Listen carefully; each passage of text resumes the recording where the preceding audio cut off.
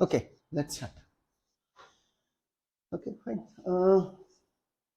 So up till now, yes, I think what we have done, initially we defined a class, right? And we saw what members go in a class definition, right? So yeah, what are the members which go in a class definition? We can have instance variables, methods, constructors. We have class variables. We have the class methods. Right? We use the word static for the class variables and the class methods. Okay, what's the difference between static and non-static?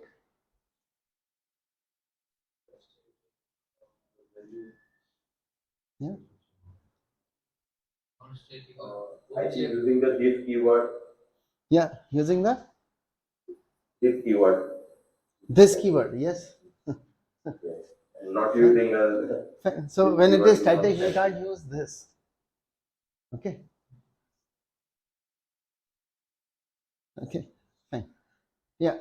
Okay. So static means it's also about, when we say static, it doesn't require object.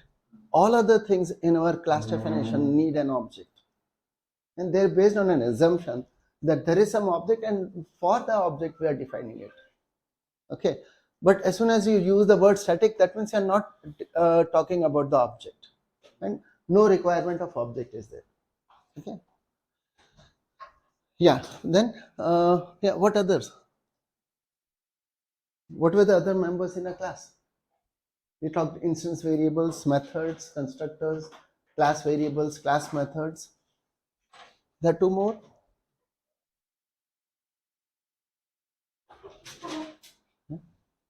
What are the other two things? Annotation. Yeah, the class initializer block, right? And a simple initializer block. The simple initializer block that becomes part of a constructor. Okay, and it's common across all the constructors, right? And class initializer block executed when the class is loaded. Okay. Right. So that was the initial part we saw, and then we defined a class called rectangle, right, where we could use most of them. Okay, most of these members were there. Other members which can be there in a class, but we have not covered them yet. Fine, they will be covered later, are nothing but the nested types. Fine. So within a class, yes, it's possible to have another class, and an interface, enum, annotation, record, and whatever we want. Yeah, they all can be there in a class definition. Okay. So from members of a class point of view, yes, we have 5 more members which can go, but we are not covering them initially, right? Okay, we'll see when we come to that. Okay, fine. Okay, then we had an exercise on account class. Fine. Okay.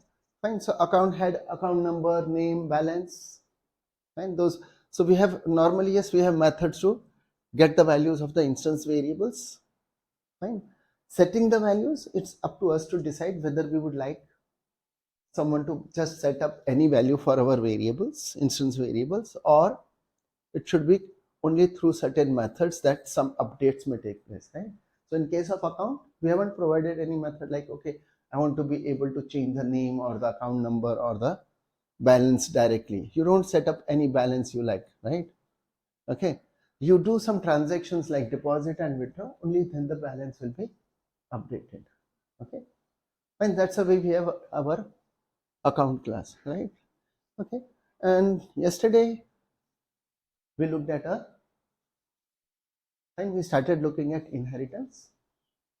So yeah, so what is inheritance about?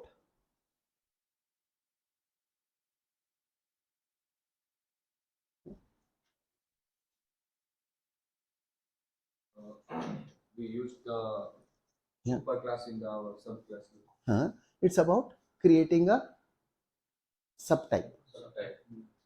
And inheritance is about creating a subtype. There is an existing type. Right? I'm referring as type and not specifically mentioning class, okay, because yes, it's all about types. Okay, classes are types. So yes, we can have a subtype of an existing type. Okay, fine. We have a type called rectangle. Fine, it's a class. So we have a class rectangle. Okay, and it has certain state. Fine, it's designed to maintain certain set of state. When we say state, we are referring to instance variables. Okay, so state of for the object of a class means it's about the variables, instance variables. Okay, so we have so this can be inherited. Okay, so we have inheritance of instance variables, we have inheritance of methods, right? So we are, when we say, oh, I'm creating a subclass, means oh, we are creating a type, okay, which will have each of those instance variables available as part of the new class that we are defining, as well as it will also have methods available, right?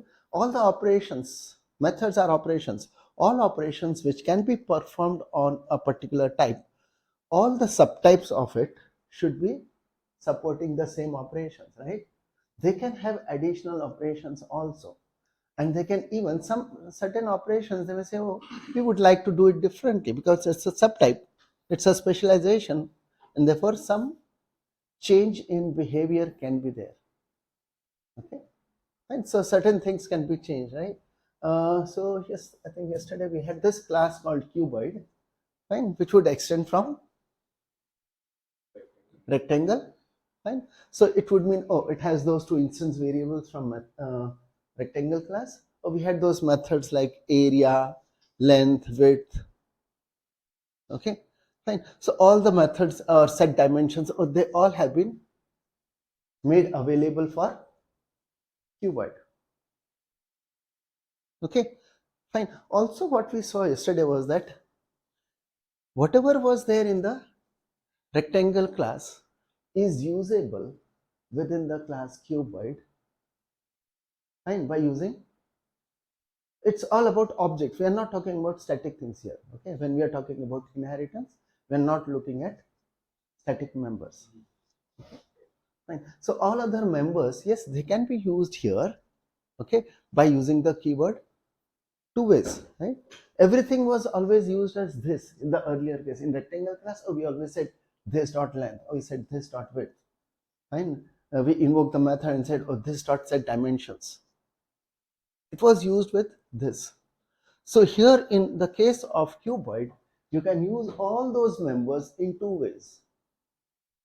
You could be saying this dot length, you could be using this dot width, you could be using this dot area, this dot length has a method, right? This dot width has a method. Okay, we can also be using this dot set dimensions. Fine. Also, same methods available as, because they are in the superclass for cuboid, it's a rectangle is the superclass.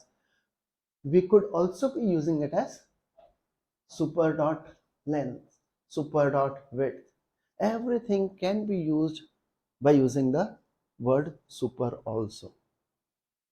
Okay, fine. So for a cuboid class, whatever is there in the rectangle class is available. Okay, not about the static members when we are saying all the things in the super class. Okay, except for the static part, they can all be used with two keywords, right? This dot or super dot. Okay, once we say super dot, it means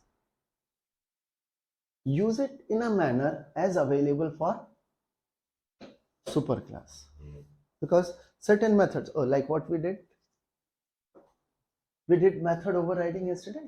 Yeah, this is method overriding here, area method, right?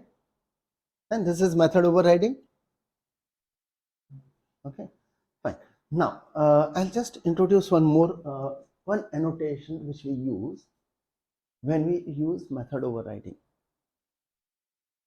Okay, whenever we have an overriding method, fine, we can use an annotation Okay, before I go into that, okay, so we can use an annotation, let's say. So it's something like @ this is there to indicate, fine, that this method is a overriding method.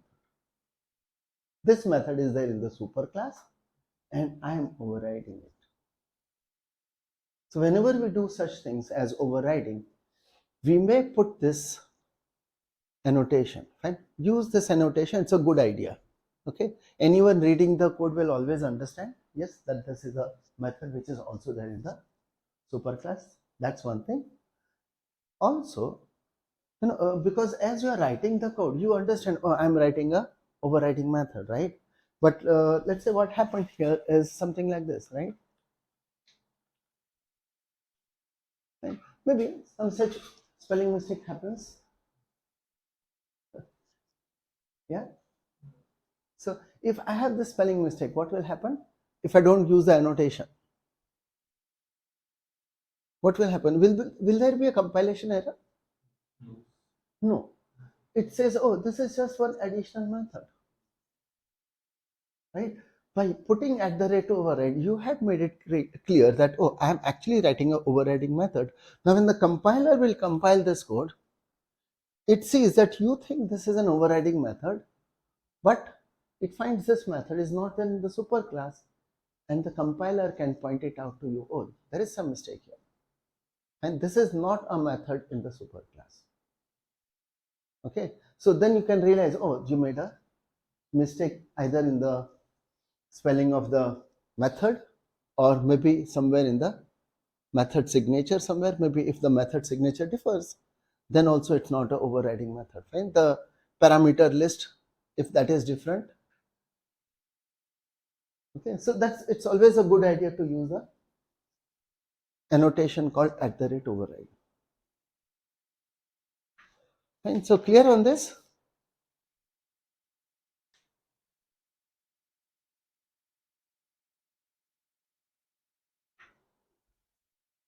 Fine. So any questions so far now? Yeah.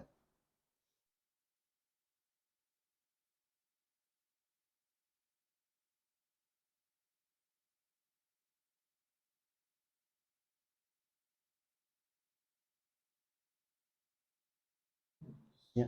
Sir, so if we haven't put @override, Yeah.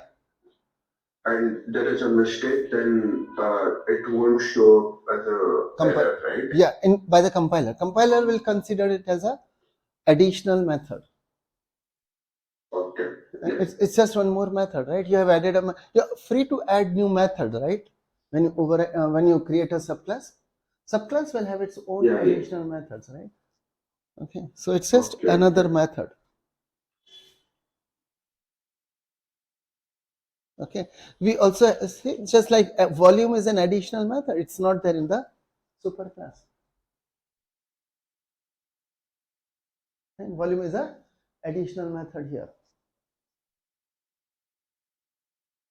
If we don't try to override and if we run back to the spell, then it will compile. But during runtime, During runtime also, okay, if you are saying you are using what in runtime, the one who is using this class, someone is using this class definition, he says, let me use the method area on object of cuboid. Okay, and he uses the correct spelling. There also he is not going to get a error. Only thing is, it will just work the way it was working for rectangle. And you will keep on wondering, oh, why this is happening, why it's not I've overridden the method, but why it's not working the way I've done overriding for cuboid. Yes. Right? So that realization will come only at runtime when you try to match the result. Even there also you can see, fine, it's not an error at runtime. Okay, it's only someone doing a testing and finding out, oh, this is something going wrong here, it's not working the way I was expecting. Okay. And so always a good idea to use the annotation @ override for all the overriding methods. Right? O is capital there, @ override. Fine, so clear on this? Okay.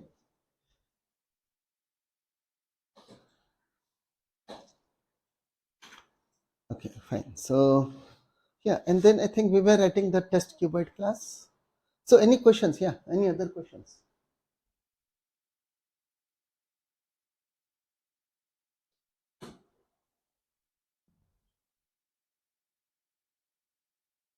Fine. So even in test cuboid, I think what we have done, yeah, we have seen some of the things here. Okay, one observation was, and when we ran this code, we said, oh, we declared a variable of type cuboid and rectangle. Okay, rectangle being a super type. Okay, fine. We could create object of cuboid and assign it to a variable which is a rectangle type. Okay, R2.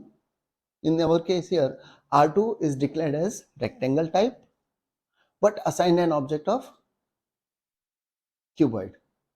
Fine. Okay, and then we use the method area.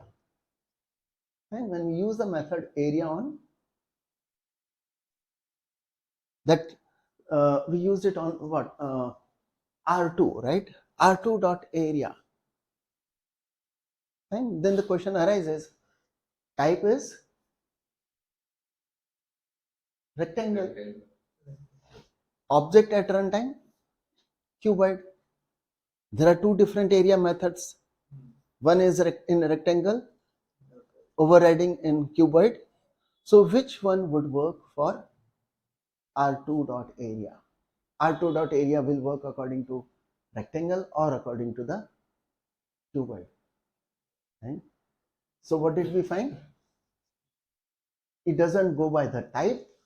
Fine. Fine. Method invocation. Fine. Or rather, the term used here is method binding is done at runtime and not at the compile time. So compiler does not decide which area method to use. Okay, it's not going to fix, oh, because types are known at compile time. Okay, actual objects will come into existence at runtime. Fine. So at compile time, it is not going to fix. It's not going to bind the method. Fine. Which method will be used? That's not bound at compile time. It's only at runtime that the method will be decided which method to use, looking at the object. It's by object and not by the type.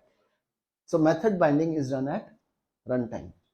Okay, compiler job is only to check the type is R2. R2 is a rectangle type, and you are using area method. Is it applicable on rectangles? Yes, and therefore this is fine.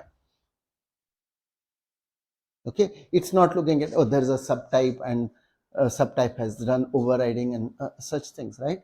It's not executing the code to find out, right, what object will become available, right? So method binding done at runtime based on object, right? Whatever object is there, accordingly the class definition will be picked up. Okay, and so that was one thing which wanted to clarify. Okay, now, right, so now let's continue further. And in this, there was one more question to ask, and that was, in R2 we have the object of cuboid, and suppose I uncomment this, and let's say if we use R2 dot volume, yeah, R2 as a cuboid object, yeah, what will happen?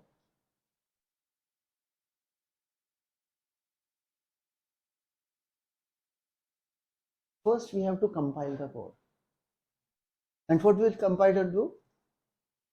Check whether you are invoking the method correctly or not.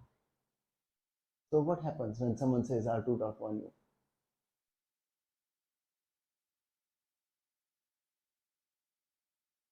What does compiler know? Does it know the object? It only knows the types.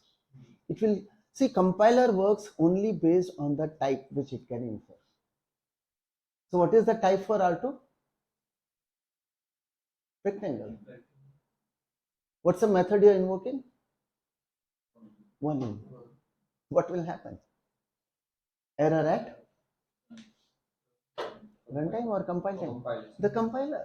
And types are relevant to compiler. Okay. And so let's check this and let's compile and get the message. Okay. I think we made some change to rectangle yesterday, but anyway, we'll check that out.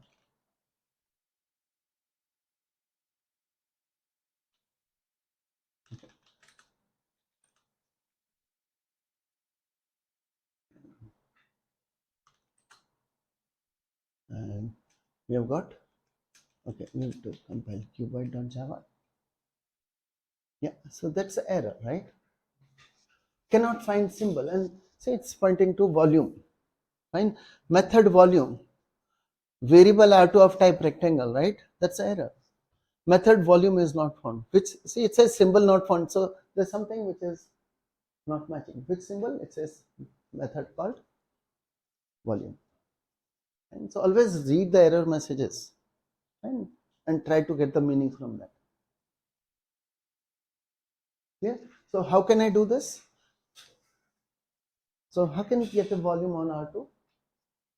What's the way to get the volume on R2?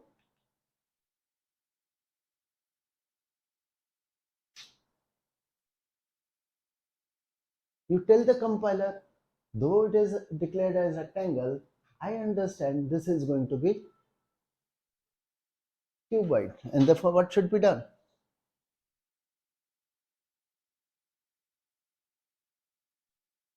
Casting. Okay. They're saying R2 is a cuboid. Right? R2 is going to be cuboid at runtime. So the one who does the casting is taking a responsibility, saying, okay, I know this is going to be a cuboid, and therefore go ahead and call the volume method here. Okay, fine. So now this should compile. Okay, fine. And we can run the code.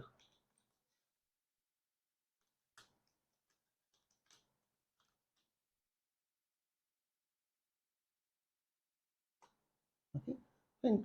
It comes out correctly, right? Okay.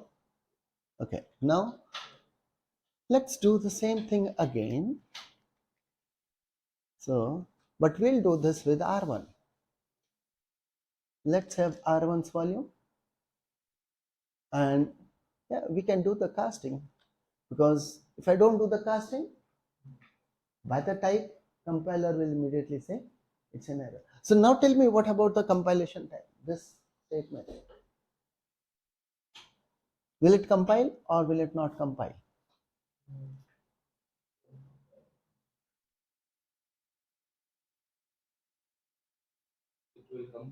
It will compile, right? This has to compile because compiler only goes by the type. You have taken the responsibility, it's going to be a cuboid. Right?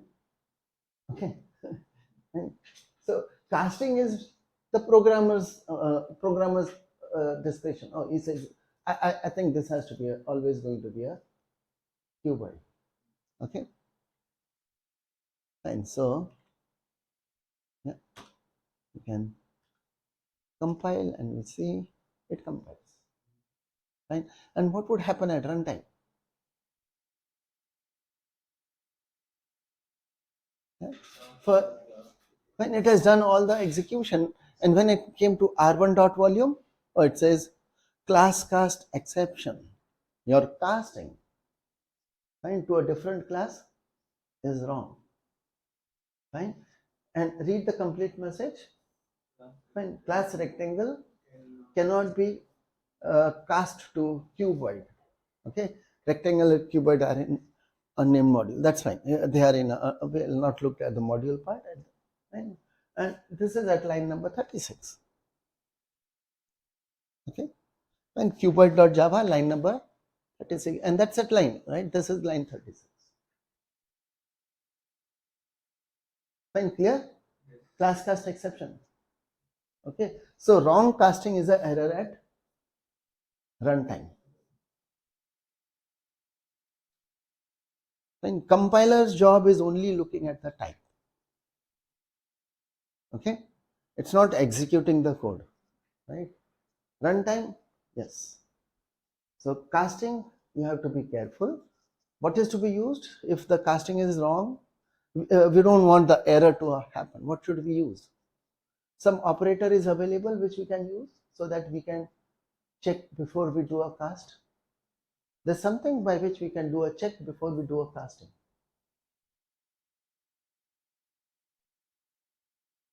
How do we check?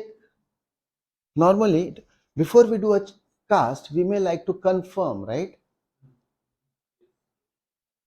So at runtime, how do we confirm that this is of the type cuboid? R1 is of type cuboid or R2 is of type cuboid. How will I check? We have some operator, we have done that.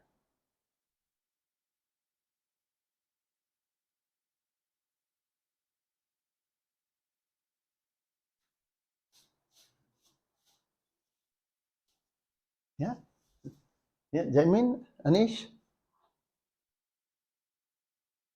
Yes, sir. Yeah. Okay, there's one answer, type of. You are close to what we are looking at. Yeah. Yeah, there's something to know the type of, yes, but instead of type, the word is different.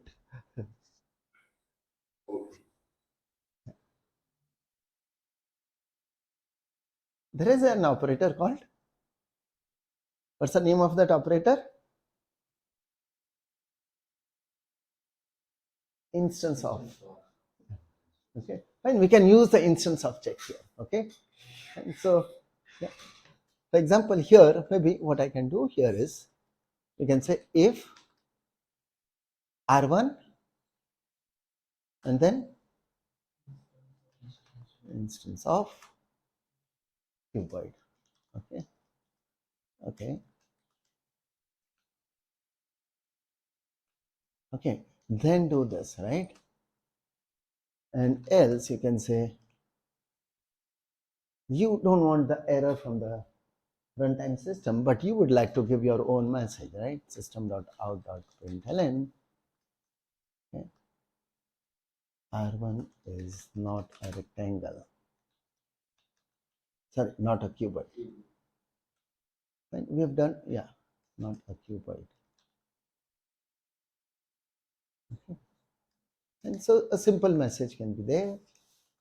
And so here this should fail, right? See, now instead of this, okay, if this is fine, is this understood? Yes. When here the use of instance of, normally before a cast we do this. Also, instead of showing a cast separately, here we have only one statement, right, where we have done the casting. Okay, maybe you want to do more things with the cuboid. If R1 is a cuboid, you may be interested in doing more things, right? So in such a case, we would normally have written a code which says, okay, let's have cuboid declared locally. So create a variable called C type cuboid and do the casting only once. Otherwise, each and every time you want to use something which is specific from cuboid class, you'll have to do the casting. We have only one volume method, right? That's the additional method, but we had more methods then. Oh, get width, right? You might have a method to get the height also, right? So height is an additional method for cuboid, and therefore you might like to say, okay, so it might be a better idea to say cuboid cast into cuboid R1, right? And then everywhere, then I won't do the casting here, right? And okay, sorry. Yeah, what I should do probably is I'll just comment this, create a copy, comment it out. Okay, so the old code remains. Okay, this is what the casting which we had done. But instead of all this, we'll just say c dot volume, right? Okay, fine. Do the casting in a separate line. Sorry, this cast as cuboid, and this is R1 to be cast as. So you may probably be doing like this. Okay, and this was actually a very common practice. It's a very common practice to check instance of, okay, create a cast in one statement and use it as cuboid throughout, okay, within that if block. Now cuboid C is available and I'll use that C variable. I don't do casting every time. Yeah, because you may, just like you are using the method volume, you may be using the method for the height or any other additional method not available in rectangle, but it's an additional method for cuboid. You would have to do a cast and then only. So this is more convenient, right? Right, this is more convenient. Okay, so we have a feature, and I'm not talking about a new feature, which is from Java 16. Okay, and it's called pattern matching for instance of with pattern matching. Okay, it's referred as pattern matching for the instance of. So I'll explain. Fine. Now, so this is one thing which will, so with this we understand is going to compile and run. Okay, but then we have another case. Okay, instead of writing these two lines, I change the way it is written. Okay, I'll make a copy first and we'll see the changes.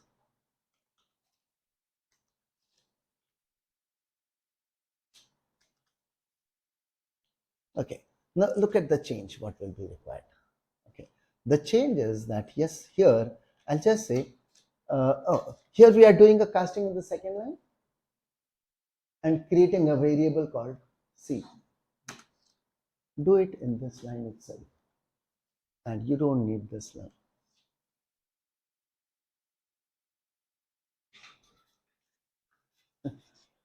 Right?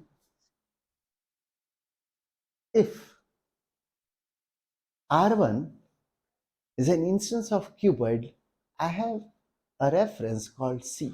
I want a reference called C. The variable C is local within the if only. If the condition becomes true, then C is available as a variable.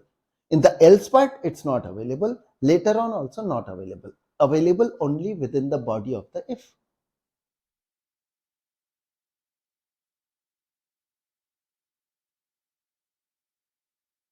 Right? Look at the convenience.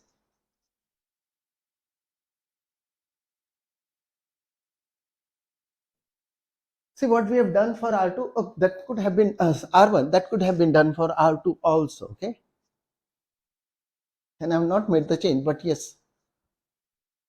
That's actually, this is the more correct way of doing it, right? Always don't do a cast. Do a check first. Okay. Fine. Casting to a subtype, better is to apply a check.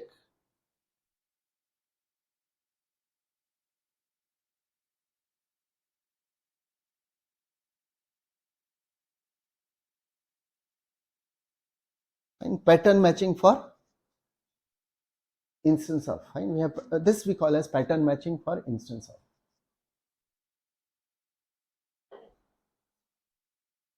So normally instance of is used in a if, right? It's a Boolean expression. Instance of gives us a Boolean expression. So this is what will happen.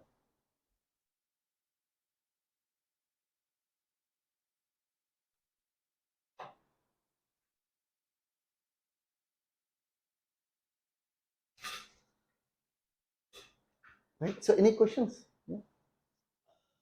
Okay. Right? Clear, huh? Yes, sir. Always instance of it's used as an operator or as a keyword. It's a keyword as well as an operator. Fine. It's an operator, and always results in a Boolean expression. Yes. And also it's a return the Boolean value. Yeah, this much is a Boolean expression, and when you add this, then also it's a Boolean expression. Okay. Okay, So it's this a is Boolean compare. expression, but doing that additional that next line, what we were doing here, right? That is done for us. Okay. Okay. Okay. So you decide whatever variable name you like. Okay. Here I've just said cuboid C, but yeah. So instance of the type and a variable, which is local to the if, body of the if.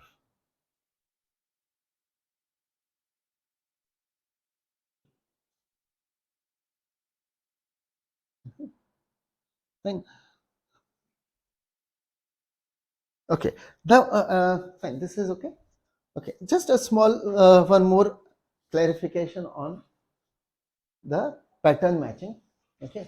The local variable C is available within the body of if, right? Now, someone may have written in another way also. In the sense, he might say, oh, if not. If someone using a not, okay, and I puts this, then C is not available in the if part. It will become available in the else part. Okay, and it's always going to be in the else part, not after the else part. Okay, it's not outside the body. Right? So not would make it available in the other way around. Right? It's in the else part. Okay, right? Just a clarification for the someone trying to use not. And it's a Boolean expression, so someone says not. Right?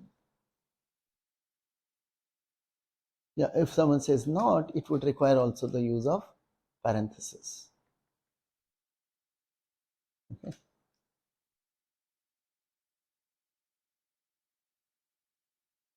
Fine. So, okay. So C will not be available there, right? Okay. Anyway, let's come back to this. Okay. So, and this was about the instance of check and mainly that casting, right? So, what is at compile time and what is at runtime? Okay. Types at compile time, objects at runtime. Okay, so method binding at runtime. So method binding is done at runtime, but variable binding is done at compile time itself. Oh, why the question of variable binding arises here? Okay, so for that, let's make another change in our cuboid class. Okay, fine. And this is what we are looking at is variable shadowing. How many instance variables for the cuboid currently? How many instance variables do we have? This is an additional one, right? For objects of cuboid, there are how many instance variables which will be allocated? 3. Okay, let's add one more instance variable. Now how many?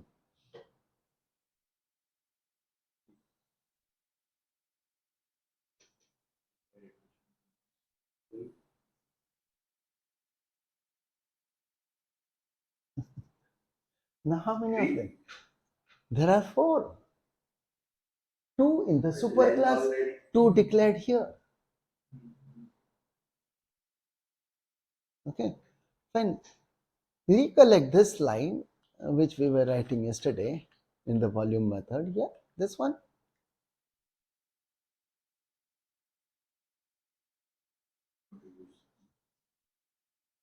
Fine. When you get the hint from here, so when you allocate a cuboid, it will also allocate, initially it has to allocate the rectangle because that's a super type. It will be allocating length and width there. Okay, and then it sees the definition of cuboid and it will have to allocate the height and length. Okay, clear? So there are 4 integers which will get allocated when you create object of cuboid. Okay, coming to the constructor now. Okay, in the constructor we have said super length comma width. Which length and width are initialized? The rectangle's length and width. There is a length for cuboid also, and that has not been set a value. Therefore, it will be 0. Instance variables, it's only for local variables that not initialized comes into question. And the question about uninitialized is relevant to the local variables. And in the main method, we are declaring R1, R2, they are local variables. Okay, so for them, the question of initialization will arise. Or they have not been initialized, or then it is not usable. Okay, but yes, instance variables, fine. Array elements, instance variables, array elements, class variables. Okay, they all have an initial value. Default initial value will be there. Numeric type is 0, Boolean type is false, and reference type is null. Okay. So yeah, so here maybe we are only asking 3 parameters. We are not asking for 4th parameter, and therefore we are not setting a value for the length of a cuboid. Okay, fine. Again, let's look at all the methods which we have written. We have written a method called overriding of area. Yeah. So what happens here? This dot length, which length? When it says this dot length, which length? The length in the cuboid. If I would like to refer to the length of the rectangle, then super dot length. Here, the use of super is also not only with the method but also with the variables. Okay, this is we call as a shadow variable. Fine. The length here, it's we don't say overriding. Overriding is used for methods, whereas this is a this is what we call as a variable shadowing.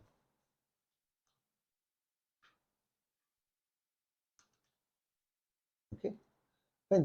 That's a shadow variable. Okay, length here is a shadow variable. So that will be returned this dot super length.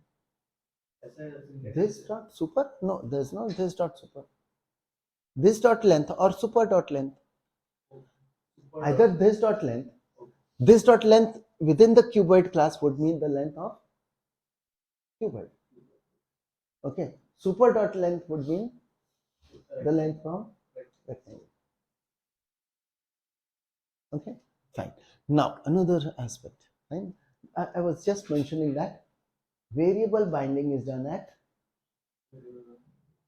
compile time itself. Okay. Let's see how the variable binding becomes applicable with the shadow variable. Right. Okay. So this code is running. Right. It would run. It won't come out with an error now. Okay, because there is a else part, right? This code would also run, right? We have the else part. It will go in the else part and it will be able to continue. Fine. Otherwise, if it see the difference here is we are giving our own message and not allowing it to get an error. Okay, wrong casting doesn't happen then. Yeah. Okay. Fine. So then maybe so let's add some more things here. Okay. Let's add this system.out.println. Okay, let's see what is r1 dot length. Okay, we are not using the method here, but you are using the variable plus or okay, r1 we understand is rectangle only, so let's not worry about that. Let's do it with the r2 is a cuboid object. Okay, so let's print this value.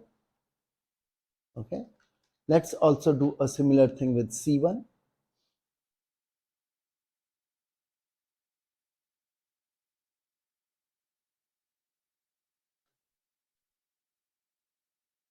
Okay, let's see c1's length.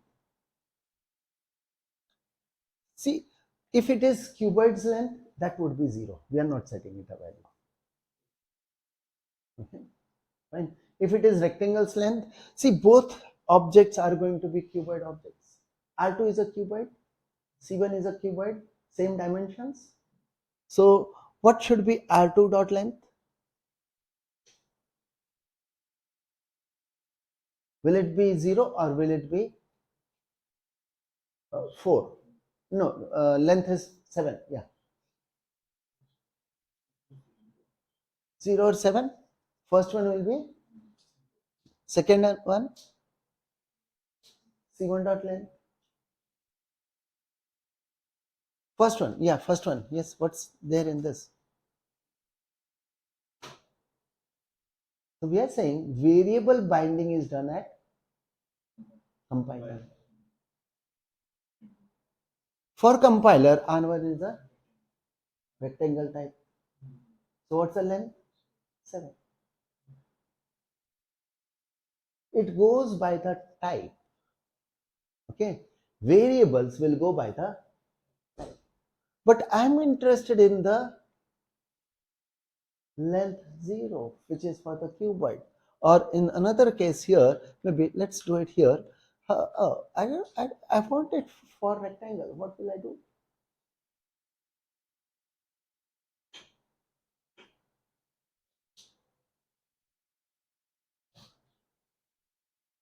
We can do a upcasting. We can ask it to convert to a rectangle type. Okay, one more thing, let me just clarify here. Variable shadowing is not normally done. Okay, and it's not also a good idea to do like this. Okay, right? But yes, this is how the results will be. Okay, so you can ask for C1's length, but by doing a cast. Okay, let's see this.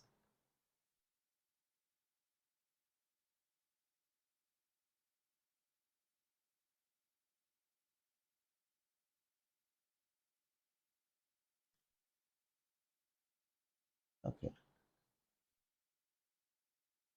fine. We can run this code and let's check. Compile. Okay, it's compiling. Let's run. Right? C1 length is 0. R2 length, this is 7. R2 is object of cuboid, but it goes by type and therefore gives 7. Okay, C1 length going by type 0. Fine. C1, okay, we have done C1's length with the cast to a rectangle. Okay, same way you could have done R2's length by casting to cuboid.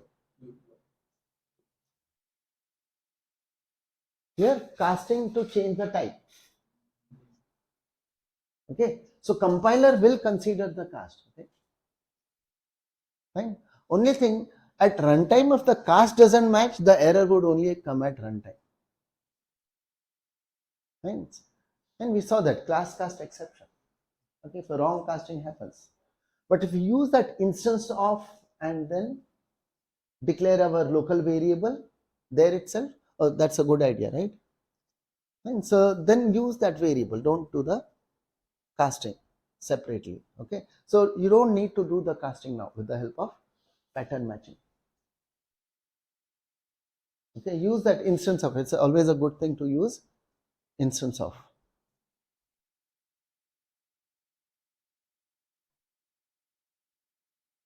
Okay, look at the code. Yeah, have a look.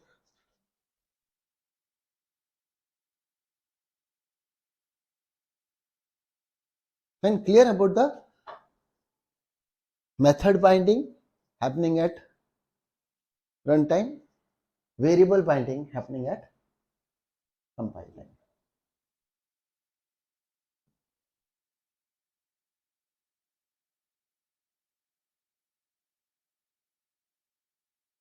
Fine. Use of keyword super also. Fine. They can be used also with the variables, right? Methods and variables, instance variables, right? Okay. We are only talking about the objects. Okay, so throughout the body of any class, fine, we use this to mean the object of the current class. Right? See, when I invoke a method, within that method, I may be using this. I can also be using super. What is super? Which object is it?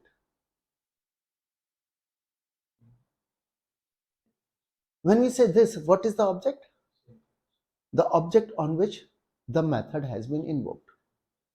Okay, this is nothing but the object on which the method has been invoked. Okay, what about super from that point of view?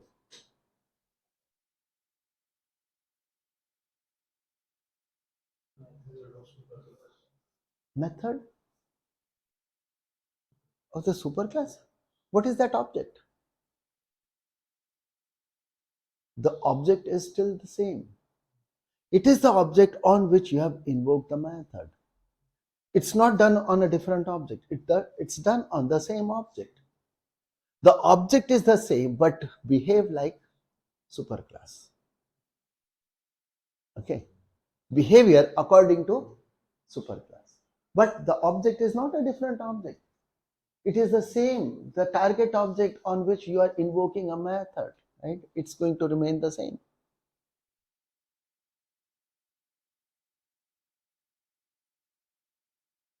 Okay, yeah. So this and super would mean the same object, and they're not the different object.